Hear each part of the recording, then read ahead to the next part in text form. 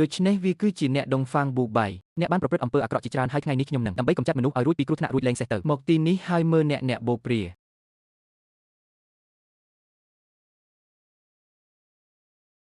មានរឿងអ្វីកើតឡើង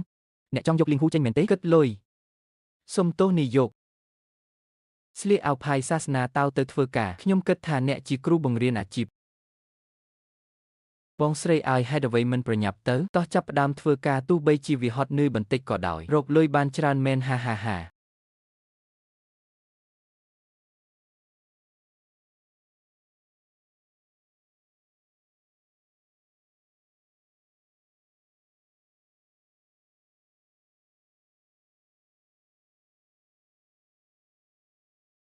បើអ្នកស្លាប់គុំជួអ្នកណាឲ្យធ្វើអីអរគុណ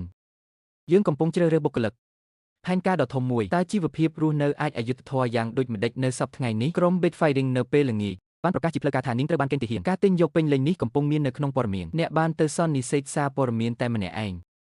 អនុញ្ញាតឲ្យពួកគេថែរក្សាបុរសចំណាស់របស់អ្នកនាំម្ដាយក្មេកនិងកូនមកជាមួយគ្នាអ្នកអាចជ្រើសរើសដោយខ្លួនឯងបាន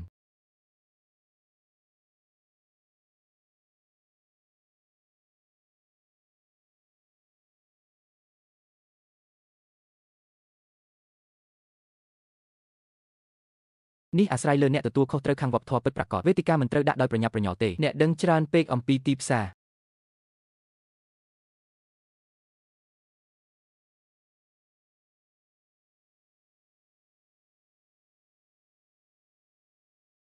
អ្វីដែលខ្ញុំមិនចង់បាន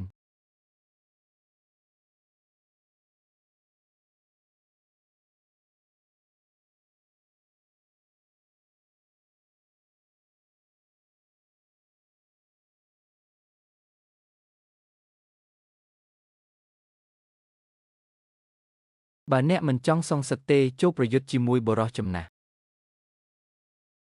ស្វាមីធ្វើកិច្ចព្រមព្រៀងមួយ